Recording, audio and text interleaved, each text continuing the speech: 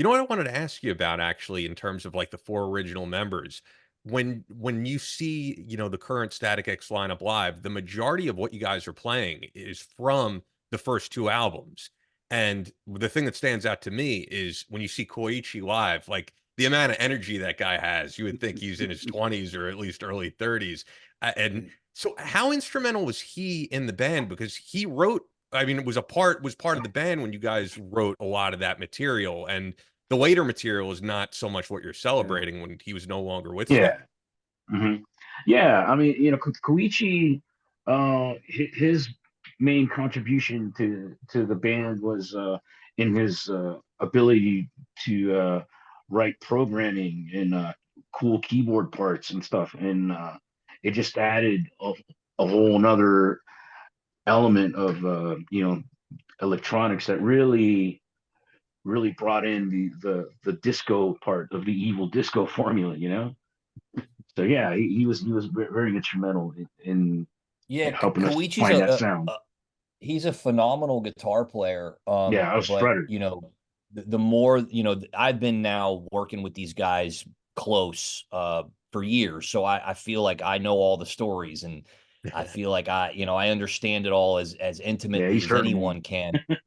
Um, Koichi's a ridiculously talented guitarist, but that really wasn't his role because Wayne kind of had that locked down, and Wayne was mainly the riff guy, for lack of better words. Like, Yeah, and he wrote we weren't most of the doing riffs. lead guitar solos or anything. Right. So So he's a total shredder, but we didn't really need yeah, that so back then. so when they hired Koichi to come into the band to like fill out the sound, I think they didn't really realize what they were getting when he kind of came in and started listening and went, "Oh, I hear this and I hear that." And it wasn't, "I hear this new guitar part." It was, he went and grabbed his little quantizer and his keyboard and was like coming up with these really cool syncopated electro house parts that, really, like, Kenny likes to use the term, like, Koichi was the polish.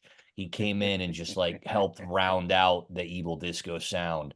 Um, and he's awesome, man. Like, I love working with that guy. He's just a man of very few words, but when Yeah, he speaks, when he says listen, something, man, yeah, it'll hit he's you, man. prolific. Yeah, Yeah, he's And it'll that's prolific. such it'll a it'll and that's either such a big it'll part of either this. leave you in deep thought. It'll either leave you in deep thought or leave you rolling on the floor laughing. Right. That's such a That's big true. part of the sound of Static X, though, because there's always been that debate, and I know you guys are familiar with Eddie Trunk, but where they'll say bands are using too much electronics on stage. And for a band like Static X, though, that's Dude, always shut been the up. sound. There's Yeah, always been electronics that are Yeah, part of the music. that I, was. I I never understood why anybody listens to that guy. I mean, he's not a musician. He has no experience performing live. So like, why listen to his opinion? I mean, Yeah, exactly. he can have his opinion, great, but why anybody pays attention Dude, to and it, I don't it's know. 2024, man. Like, I'm sorry, I know Foreigner was really cool back in the 70s, and Hey, they had probably brought a 16-piece band up on stage with backing singers and freaking keyboardists and all these things to make that shit happen. Well, it's 2024. You don't need all that shit anymore. Like, how about this one, Eddie? Efficiency. Like, how about efficiency for touring? Like, how about we can't feed 26 people? Like, when Ronnie Radke goes on tour and wants to play one of his hit songs that's got 52 keyboard lines and a full string section and all of this shit going on, it's like, yeah, dude, he's going to hit a button. And that button is going to do all the yeah, work because that's what technology does for you.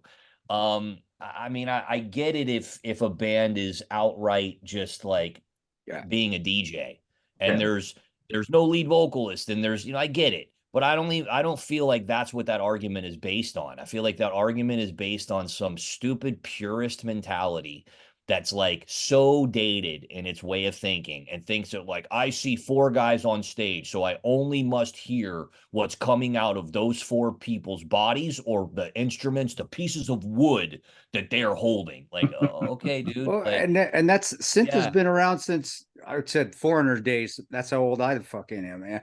But Right. come on, man. Have you ever heard of Flock of Seagulls? Have you ever heard of New Wave? But I no, but It's I been think Eddie around talks more forever. about the electronics and backing track and all of that. And I But think more and more bands are using that. And you know, Static X has always incorporated that. yeah, But there's a that's big right. difference, as Edsel said, and I think that needs to be expressed of yeah, flat out lip syncing live and or using Yeah, dude, accompanying electronics. That's just a like the separate last time, instrument. the Yeah. last time Yeah. I saw Eddie, the last time I saw Eddie get all fucking up in arms on this, it was about Falling in Reverse. And it's Yeah. like you're going after arguably like one of the most talented dudes of our generation. Like if you think Sebastian Bach is like the dude of the 80s and you go, man, that guy sings his ass off, and you're right. Sebastian's Yeah. so fucking talented. Yeah. Like that's who Ronnie is of the younger generation. The dude's so fucking talented. He's like the only dangerous fucking rock star that we have out there right now that just does not give a fuck. He's uncancelable. He's dumb. Like he's everything you should be supporting in the rock and roll community right now, instead of, oh, let's tear him down because he's evolved his sound into having a very like the most modern that it can be. I mean, dude, it's like an Eminem song mixed with like a fucking Lamb of God song with incredible melodic vocals on it. Like he's just cutting down all the boundaries, blending everything together, and it's done in a very technological way.